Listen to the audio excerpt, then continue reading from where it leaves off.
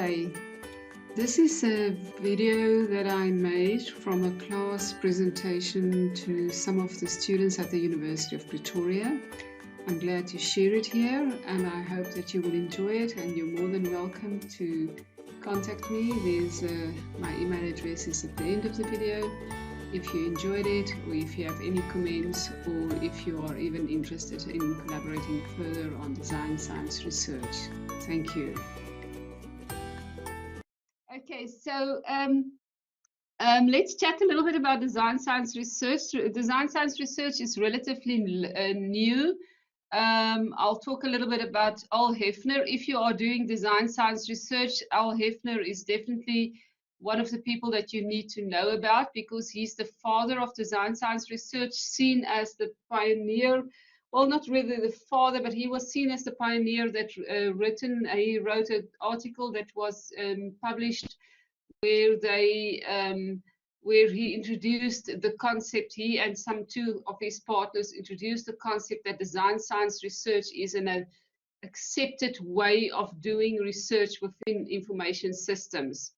So what is very nice about design science research, and what we like about design science research, is it aligns a lot with the systems development methodology. And being in information systems, we like things that has a process and has nice steps, and you can go through the steps and you get your artifact at the end of the day. So I'm going to go through some of the slides. I will make the slides also available for you. So design science research, let me just go to this screen. The article that I'm going to work with this morning, there's going to be two articles. So the article that I'm going to work with is an article that me and Professor Gerber and Professor Smits did last year on guidelines for conducting design science research in information systems. So this is an article that we have written to help students, to show them how they can do design science research and what are the key things that they need to know. So in the article, we did a thematic analysis of we did a systematic literature review, and we did a thematic analysis where we looked at the themes that repeats a lot within the design science research environment. And this is the three main focus areas that we came up. We said you should do the positioning of design science research. You should think about your design itself, and you should think on how you're going to communicate your design science research. Then we had some themes under each of that. Under the positioning of the design science research, we said the artifact is very important. You need to think about your relevance, rigor, and how does it relate to the practice. You should also think about the role of design theory. Then for your research design, you need to think about the philosophy that you're going to follow and the method. And in the communication, how are you going to present your argument, and how are you going to present it in your thesis? So these are the things that we included in the article. Then from here, we went and we created 6 guidelines for the novice researcher postgraduate student that they can follow when they are interested in design science research. The first being that you should contextualize design science research in the field of information systems, and be able to distinguish between concepts such as design, design science, and design science research. And I will have more discussions on each of these in a moment. Then secondly, understand your philosophical underpinning. Then thirdly, you need to understand where does design science research come from, who were the pioneers in the field. Then the role of the artifact is very essential. That is your guideline number 4. Consider the artifact. 5, select the method that you're going to use to do your research study. And then 6, strategize on how research is going to be done in design science research and how you're going to communicate it in a report such as a thesis. So these are the 6 guidelines that we created. And I'm going to look at each of these guidelines in this presentation this morning. So the first one is to contextualize design science research in the field of information systems and be able to distinguish between concepts such as design, design science, and design science research. So Shirley Gregor, she's an Australian researcher. She was a few years back also here in South Africa. She visited our department, and she's very well known for her work also in design science research. So she argues that in doing design, one is creating something that does not exist. That is very, very important because that is the crux of design science research. If you contrast it with any other method, is you are in the process of creation. You are creating something new that did not exist previously. So there's two things that are important. Creating of something, that is the thing that you are creating, the artifact, and then the process that you are following to create it. Those are the two things that you need to be aware. So I'm going to say this again. When you do design science research, there's two things that's important.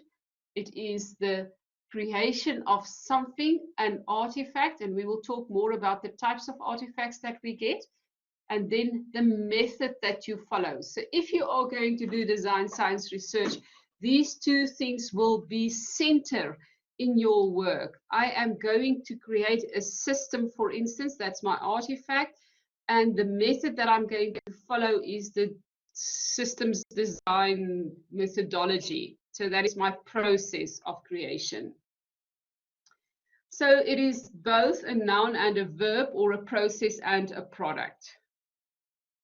So in design science research, we differentiate between design and the design theory. So a design is something that you have created. A design theory is something that you follow to do a design.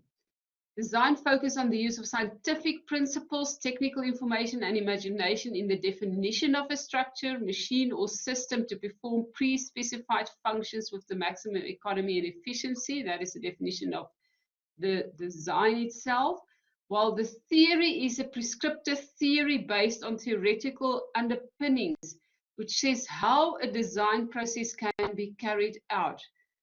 Usually you some of you might be involved in the creation of a theory, of a design theory, and that means that you are in the process of creation. Your artifact then is a process that one can use to do design. So just distinguish between those two things. Note that design science is an explicitly organized, rational, and wholly systematic approach to design. So there's a process involved, and we'll talk about the process. And then secondly, coming back, we are involved in man-made things.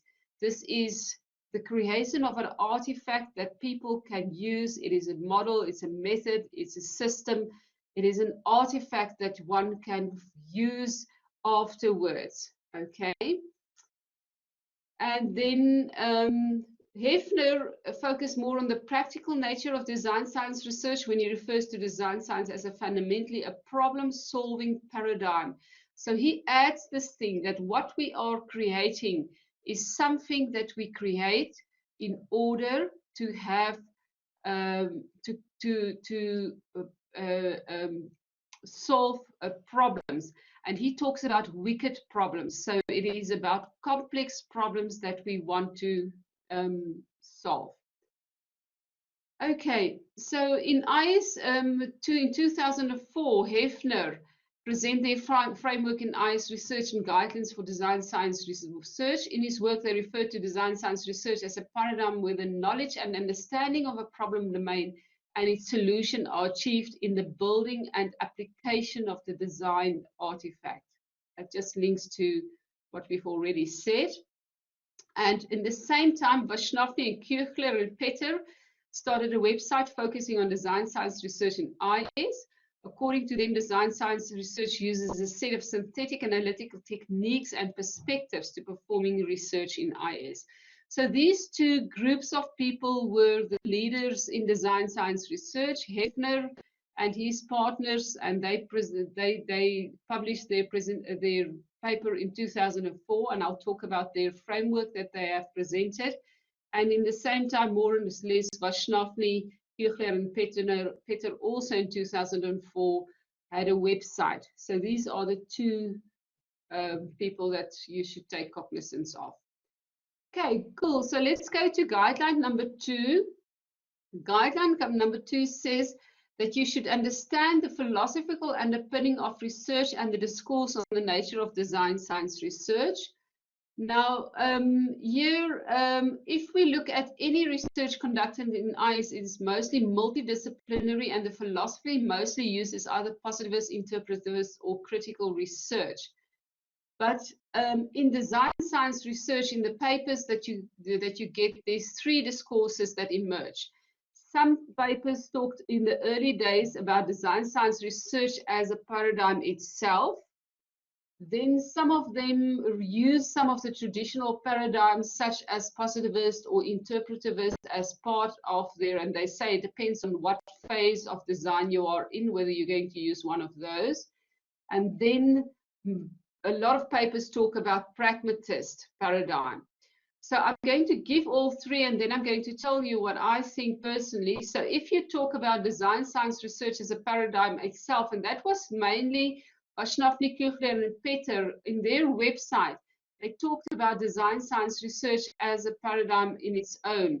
And they shared their ideas on this website that they had that was linked to Desrist, and also later in a book. And here you can see they talked about the ontology, epistemology, methodology, actuality of design science research as in these different ways. Then in the second discourse on philosophical groundings of design science research was people that said that when you do design science research, it depends on how you create your artifact and whether you are going to do interpretivism or positivism things. And Gregory talked about more a positivistic epistemological perspective, and Venable said that you can do it from a positivist or interpretivist angle. I don't like this personally. My favorite at the last one is pragmatism as a paradigm. More of the authors later on talk about pragmatism as a paradigm. Martin Smith was some of the first authors to emphasize pragmatism when they argue that the truth is what works in practice. So pragmatism talks about I'm using something that works in practice. And your whole focus of your research is in creating this artifact. And it is not about, although you can use methods, data collection methods that belongs to interpretivism, or you can use data collection techniques that use to positivism, your main purpose is to create the artifact, okay? So Hefner also has in 2007 a paper where he devoted the closure of his article to claiming pragmatism as the nature of design science research. His view of pragmatism is a school of thought that considers practical consequences or real effects to be vital components of both meaning and truth. Then there's another paper, Goldkuhl. In the paper you can get the source. In this seminal work, he investigates the epistemological foundation for design science research and argues that the pragmatism perspective is fit for design science research based on the focus on utility and knowledge growth through development, starting with a problematic situation and aiming for knowledge building. So very important, very important things in here. A problematic situation starts with a problem, and you have, at the end of the day, something that you create for utility and knowledge growth and knowledge building. So a later work is a work by Deng. This is very recent, I think about 2 years ago, where he talks about working in pragmatism, but having these cycles where you can, from time to time, have either positivist, be a positivist observer, or an interpretivist observer, or a constructive intervener, or a positive observer. And he talks about these cycles that you go through as a pragmatist or when you are doing your design science research. People, for me, I had a lot of discussions with Richard Baskerville and with people that is design science research leaders. And although we have these different views, personally, prefer the last option. If you are going to do design science research and someone asks you about your philosophical underpinning, go to these works, especially the work from Goldhill, where he refers to the fact that we use pragmatism as a paradigm, and except if you have really another reason why you don't want to do that. Okay, is there any questions on the philosophical underpinning of the research? Anything? Yes, in any research, in your third, let me just go to the question. So Sean is asking regarding philosophy, it would be then of vital importance to debate it. Yes, any research that you do in chapter 3, you have to tell the reader what is your philosophical underpinning. So if you are going to do just data collection using surveys and you are going to do statistics, then your philosophical underpinning is positivist. You are going to do surveys and you are going to count and have statistics, and you have to motivate that you're a positivist researcher and that you are looking for proof. So it's all about being a positivist researcher.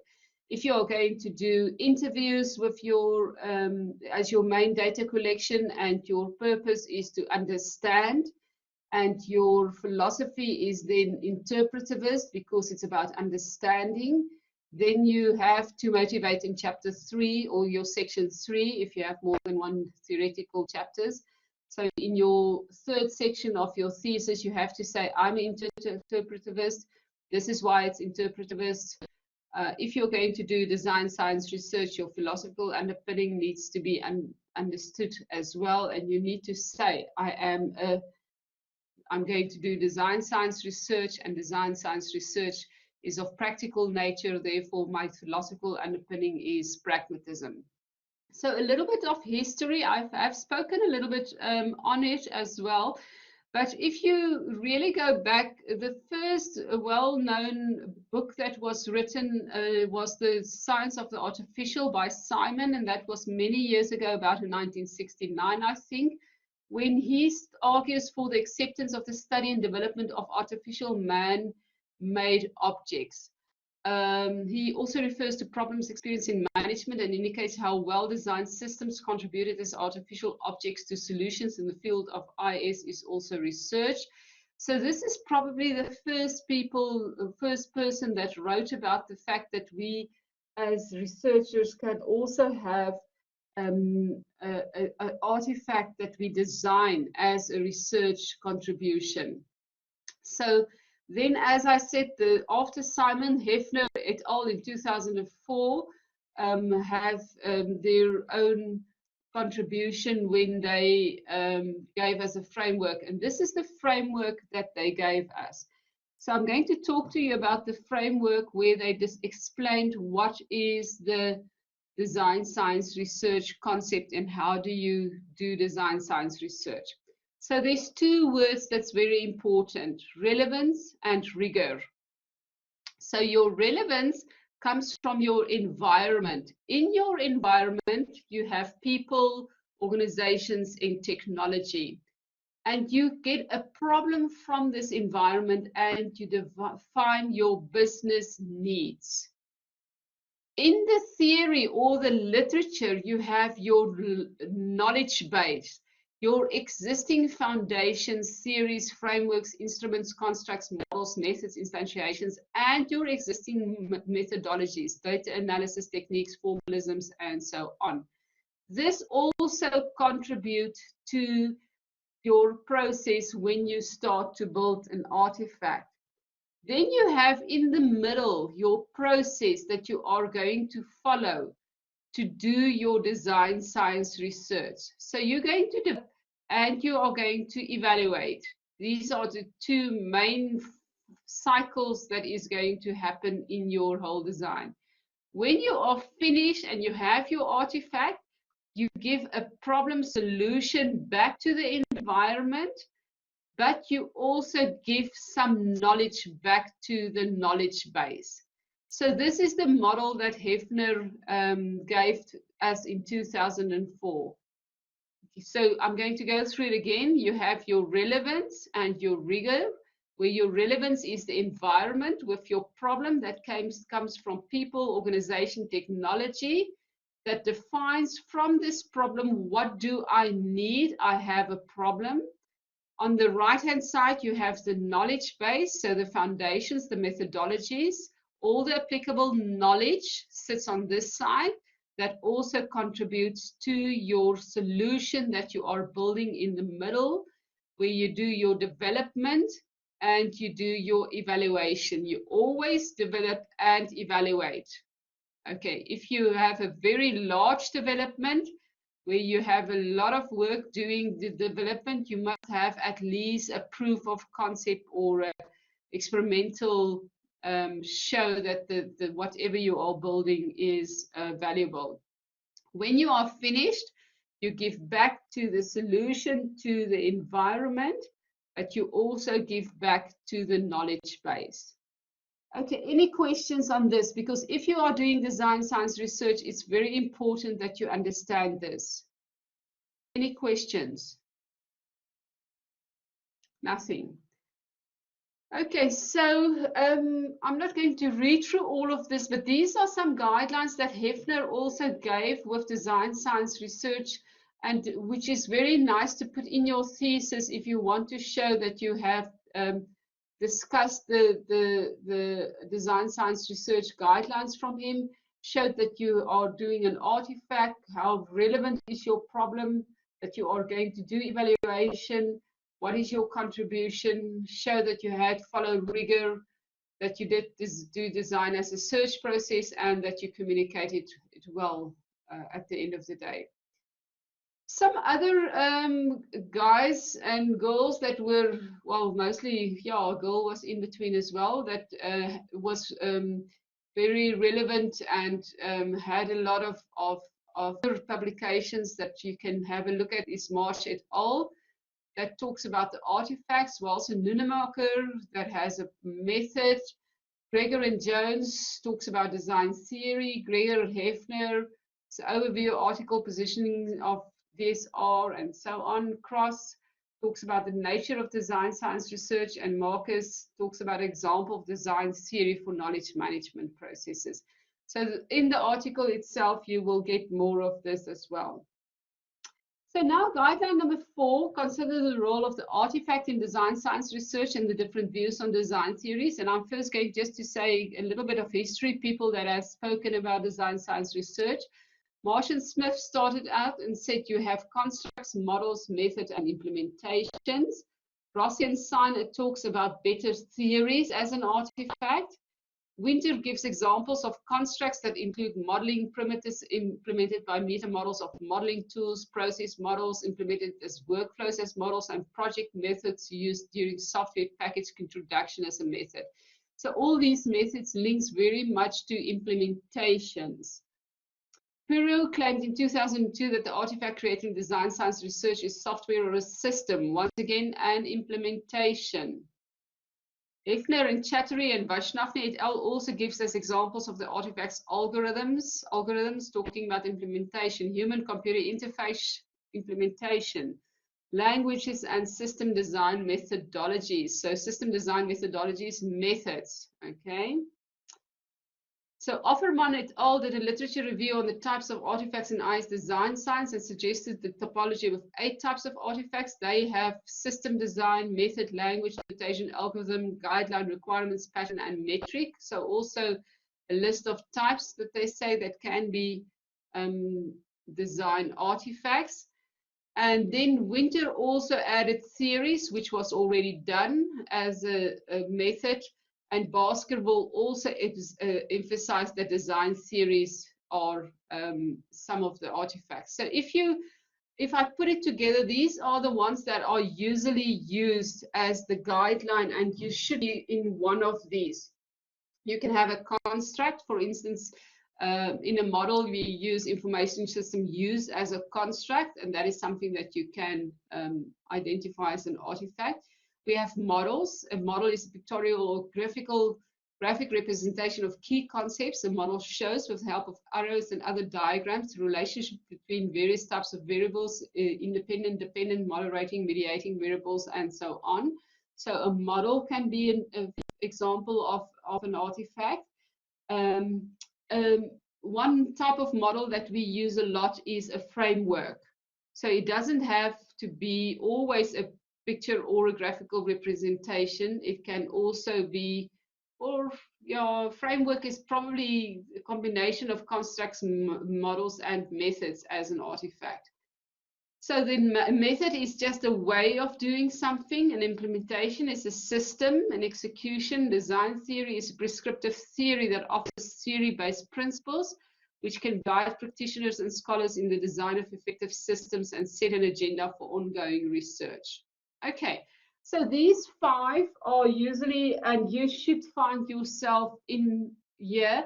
Or as I say, if you are going to do a framework, it can be the combination of a construct, a model, and a method is usually a framework. Okay, now guideline number 5. So that was guideline number 4, was the artifact, the key thing that we focused on. Guideline number 5 says select an appropriate method for execution of this the research study. How are you going to conduct and to create your artifact, but also evaluate it. Very important. Build it and evaluate it. Now this happens in the middle of Hefner. In the middle, there is he just has develop, build, justify, and evaluate. And one very nice.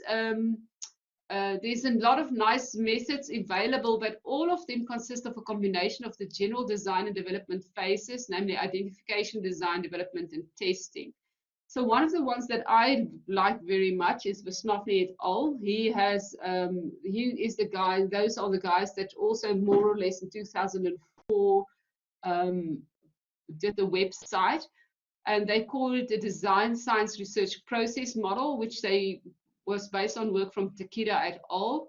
And it works that it has an awareness of the problem, a suggestion, a development.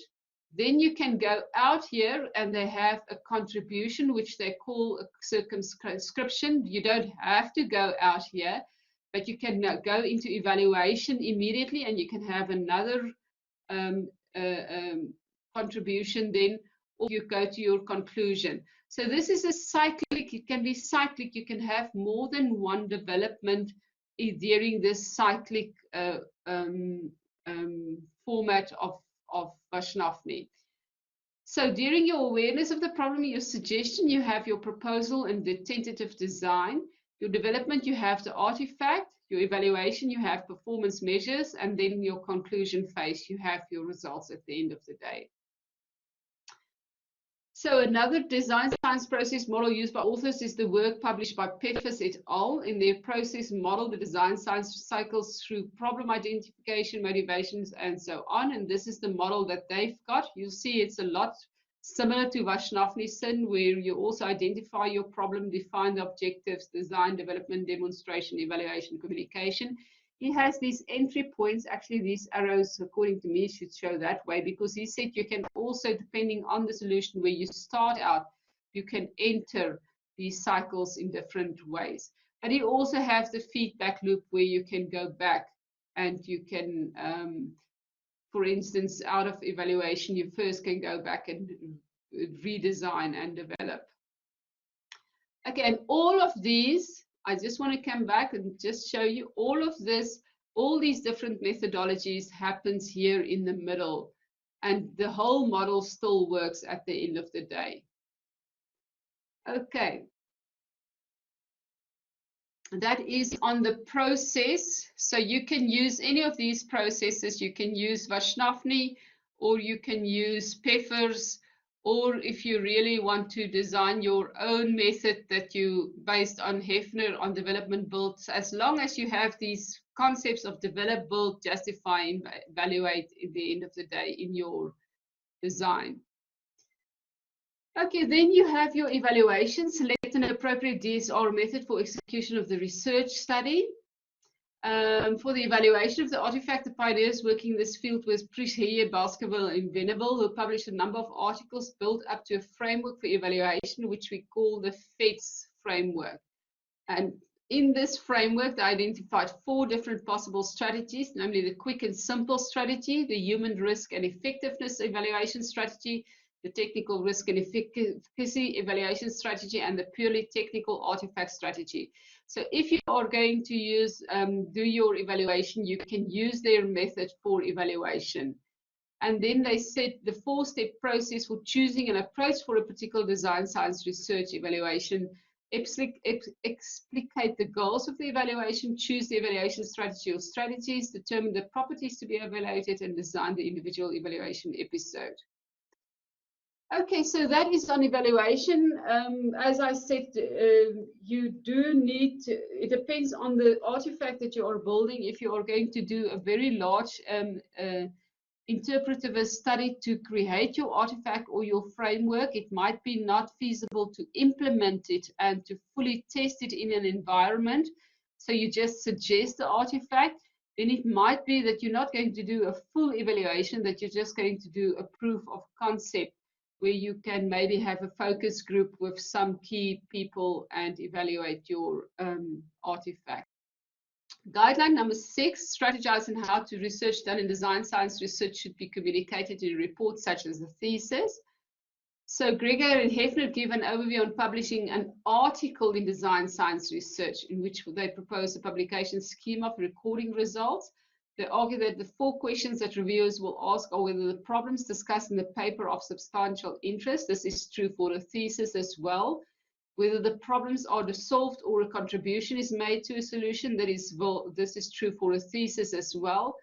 Whether the methods are new, did you design your own way that you're going to get it? Whether the paper supports understanding of the area of research.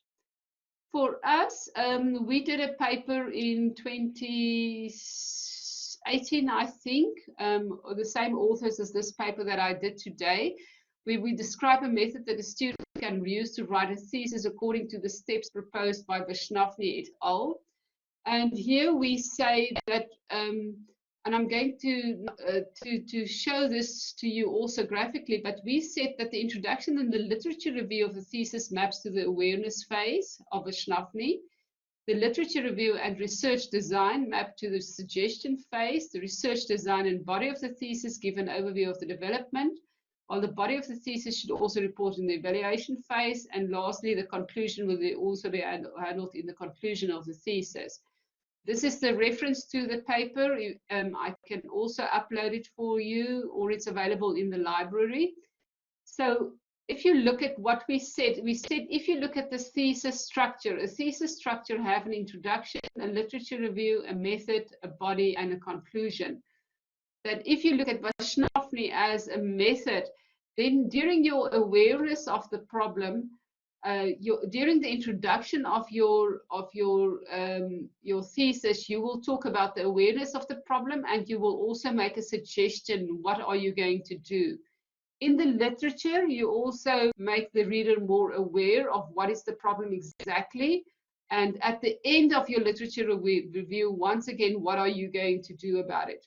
Then for your method chapter, in section 3 in your thesis, you start with the development. In the body, you have a large portion of the development, or actually in the method, you do the design part of the development. And in the body, you will have the development and the evaluation, and then your conclusion is handled lastly. I have some examples. This is a simple 1-cycle design where the student had an introduction. I hope you guys all going to do a thesis map like this. It helps your reader a lot. Then it has a chapter 2 just with the literature review, chapter 3 research to design, chapter 4 the existing technologies, and chapter 5 the design and solution, the proof of concept, and the conclusion and contribution. You can see it's just one single development cycle. But as I showed to you in Vaishnavi, you can go back and have knowledge contribution. So especially for a PhD, you might have more than one phase. Here is an example. So you can go in your development, you can have more than one phase of design cycles. This is an example from a student that started with his literature review, mind cycle, awareness, suggestion, and in his development, he goes into more than one cycle of awareness, suggestion, development, and then only he comes back and then he does his final evaluation. Note that not all phases has an evaluation.